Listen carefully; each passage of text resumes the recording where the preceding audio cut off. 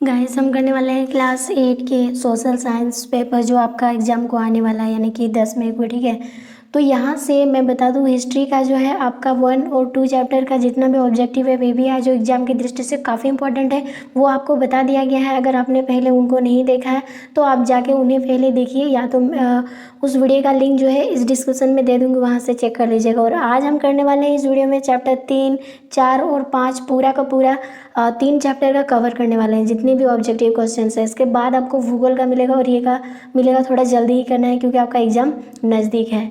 और वीडियो अच्छी लगी तो लाइक शेयर और सब्सक्राइब करना ना भूलें प्लीज़। ठीक है, तो चलिए यहाँ पर शुरुआत करते हैं पहला क्वेश्चन से। और क्वेश्चन चैप्टर हमारा 3rd है। ठीक है, ग्रामीण जीवन और समाज, क्योंकि ये आपको इसीलिए बताया जा रहा है, आपके सिलेबस जो है सिलेबस में ये चीज़ें हैं और जो सिलेबस में नहीं है वो आपको नहीं बताया जाएगा। केवल और केवल आपको इतना चैप्टर पढ़ लेना है, इससे बाहर आपका कुछ नहीं आएगा। जो मैं यहाँ पे बता रही हूँ आपको ये सिलेबस के आधार पर आएगा नहीं, JCERT जो सिलेबस है उसके आधार पर मैं आपको बता रही हूँ। ठीक है, तो यहाँ पर पहला क्वेश्चन है, कंपनी को बंगाल की दीवानी मुगल बादशाह से कब प्राप्त हुई, अथवा इस क्वेश्चन को ऐसे पूछा जा सकता है, ईस्ट इंडिया कंपनी को बंगाल की दीवानी कब मिली। तो यहाँ पर देखिए आपका आंसर जो है फर्स्ट नंबर पर दिया है 12 अगस्त 1765 ईस्वी को है। ये को जो बंगाल जो है ना, यहाँ पे ईस्ट इंडिया कंपनी को बंगाल की दीवानी मिली थी कब को, 12 अगस्त 1765 ईस्वी को। एकदम रट लीजिएगा, ये क्वेश्चन आपका एग्जाम में आएगा। आगे क्वेश्चन से 2 नंबर, और 2 नंबर बताने से पहले मैं आपको बता दूं इसमें से मॉडल सेट भी आपको बताया गया है, जाके वहाँ पे देख लीजिएगा क्योंकि लिंक दे दूंगी।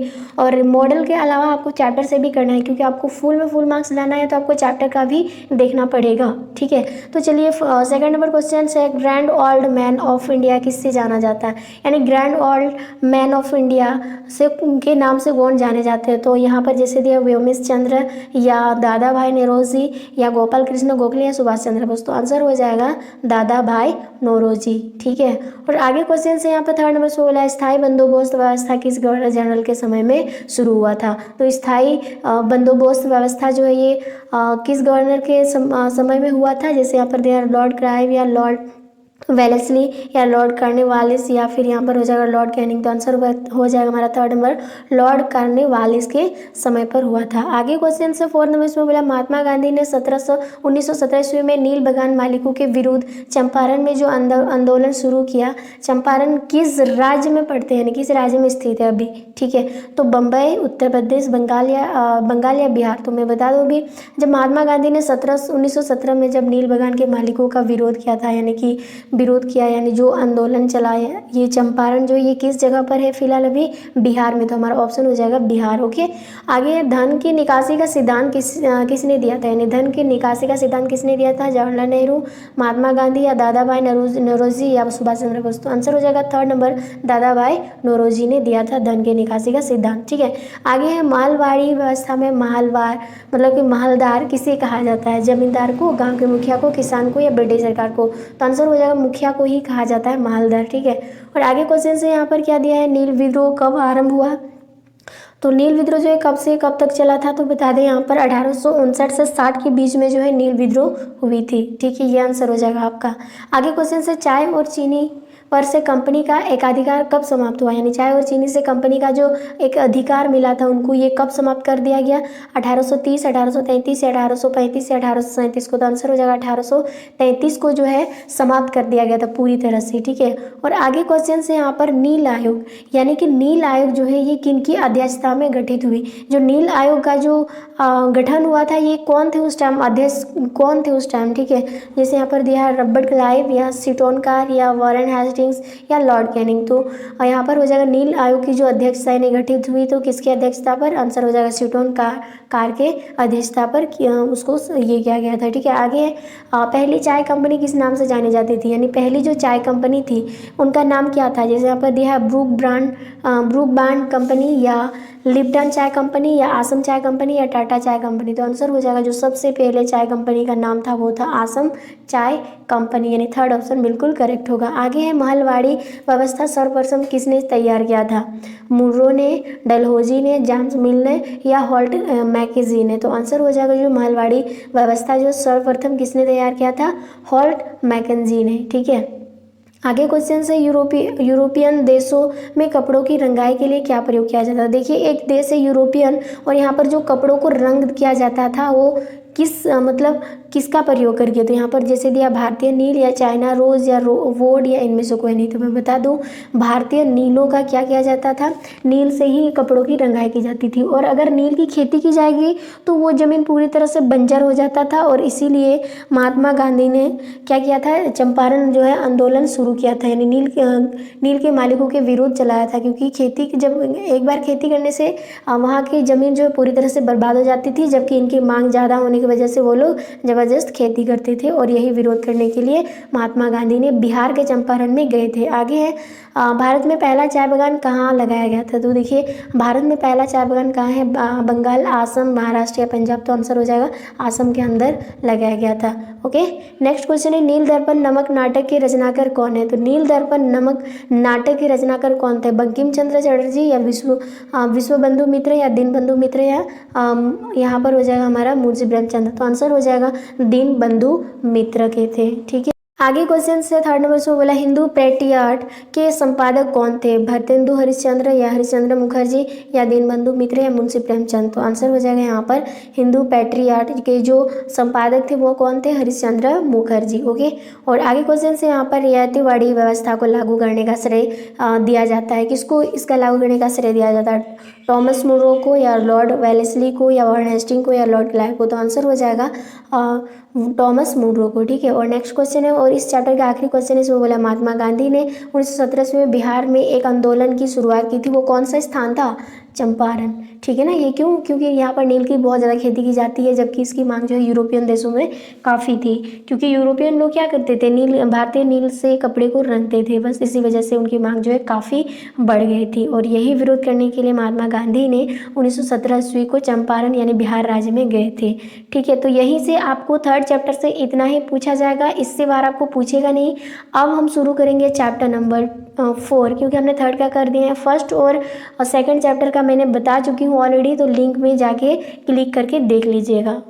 फोर्थ नंबर क्वेश्चन से यहाँ पर फोर्थ नंबर चैप्टर का जो हमें करने वाले हैं इस क्वेश्चन में, यहाँ पर इसमें क्वेश्चन को देखेंगे, ये भी बहुत ही ज़्यादा इंपॉर्टेंट है, क्योंकि अगर आपको इस चैप्टर से भी बहुत ज़्यादा जो है पूछा जाता है, तो आपका एक भी नंबर छूटे ना, इसके लिए मैं आपको हर चैप्टर से जितने भी एग्जाम में आने लायक है सारे सब्जेक्ट का मैं बताते चलूँगी। ठीक है, मैथ्स का भी मैंने शुरू कर दिया है, हिंदी का भी, और आपका ये सोशल साइंस का भी शुरू हो चुका है।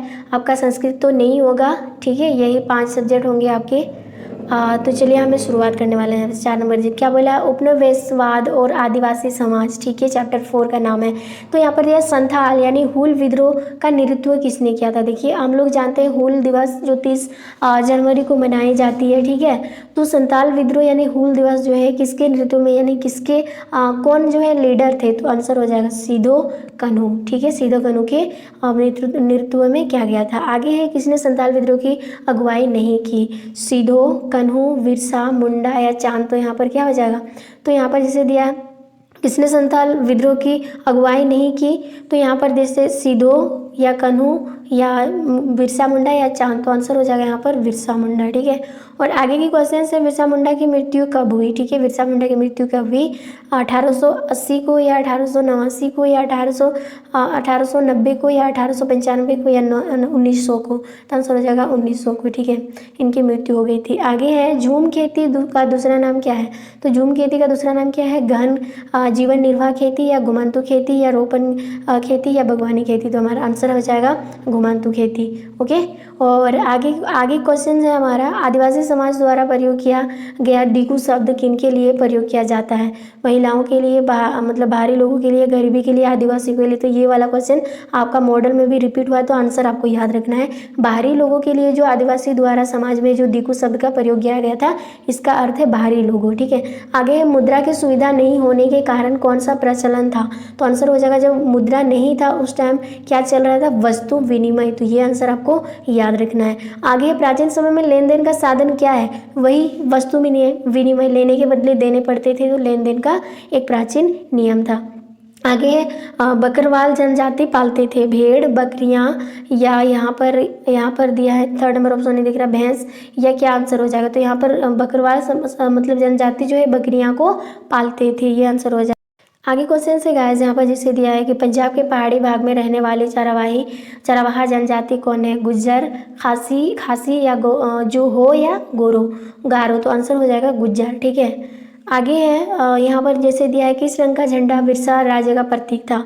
लाल, हरा, सफ़ेद या केसरिया। तो आंसर हो जाएगा बिरसा राजे का जो प्रतीक था वो किस तरह का था? सफ़ेद कलर का। ठीक है, वाइट झंडा, वाइट फ्लैग। ठीक है, आगे है आंध्र प्रदेश की चरवाहा जनजाति का नाम क्या है? भील, लोगडिया, बकरवालिया जनजातियाँ। तो आंसर हो जाए निंतिया। तो आंसर हो जाएगा लागरडिया। ठीक है, और आगे क्वेश्चन से सिधो, कनु, चांद और भैरव का आपस में क्या संबंध है? तो आंसर हो जाएगा ये चारों जो है आपस में भाई भाई थे। तो ये आंसर हो जाएगा। ठीक है, आगे क्वेश्चन से पलामू विद्रोह को कुचलने के लिए किसने सेना भेजा?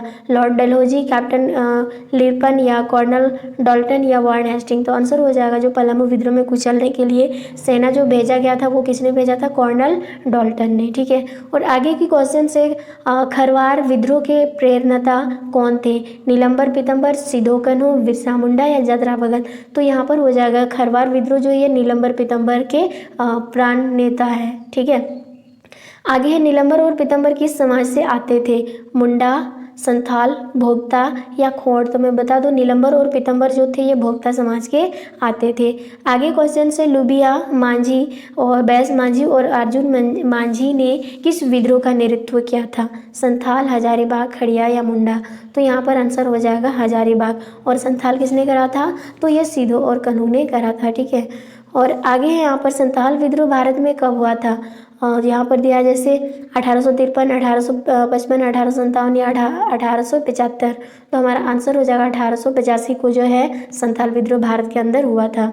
आगे क्वेश्चन से बिरसा मुंडा का जन्म कब हुआ था? तो बिरसा मुंडा का जन्म जो है ये कब हुआ था? तो 15 नवंबर 1875 ईस्वी को हुआ था। ठीक है, आगे है झारखंड के किस महान नायक का जन्म उलियातू नामक गांव में हुआ था? तो यही बिरसा मुंडा जी का ही जन्म जो है ये उलियातू नामक गांव में हुआ था। ठीक है, आगे क्वेश्चन से झारखंड का वीरहोर किसको कहा जाता है? तो आंसर हो जाएगा जनजाति को ही झारखंड का वीरहोर कहा जाता है। अब हम करने वाले हैं क्योंकि चैप्टर नंबर 4 का खत्म हो गया, अब हम इसी में करने वाले हैं चैप्टर नंबर 5 जो शिल्प और उद्योग से यानी उद्योग से संबंधित है। ठीक है, तो चलिए यहाँ पर पहला क्वेश्चन है भारत में पहली सूती कपड़ा मिल 1854 ईस्वी में किस जगह पर बनाया गया था? सबसे पहले बम्बई, सूरत या मद्रास। तो आंसर हो जाएगा यहाँ पर बम्बई में सबसे पहले बनाया गया था। ठीक है, आगे क्वेश्चन से 2 नंबर में बोला भारी अभियंत्रण संयंत्र यानी कि HEC की स्थापना कब की गई थी?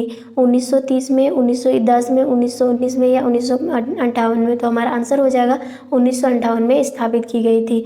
आगे क्वेश्चन से 1931 में भारतीय राष्ट्रीय कांग्रेस के तिरंगे झंडे के बीच वाली पट्टी में किससे जगह दी गई थी? यानी 1931 में जो भारतीय राष्ट्रीय कांग्रेस का जो तिरंगा था वो किसको दिया गया था? अशोक चक्र, चरखा, सिंह या कमल। तो आंसर हो जाएगा किसको दिया गया था? अशोक चक्र को।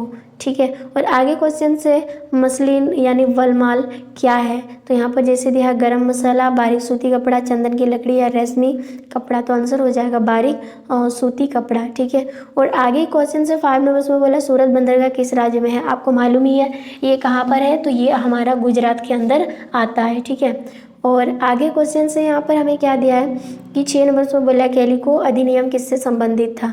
तो आंसर हो जाएगा सूती कपड़े के छींट से जो है कैलिको अधिनियम इससे ही संबंधित था। आगे स्पेनी जेनी क्या है? ये आपको 10 क्लास में भी पूछा गया ये क्वेश्चन। ठीक है, तो स्पेनी जेनी क्या है? तो जैसे यहाँ पर दिया स्वस्थ जाँच करने वाली मशीन है या परंपरागत तकलियों के उत्पादन बढ़ाने का मशीन है या कपड़ा सुखाने का मशीन है या तेजी गति से चलने वाली ट्रेन है।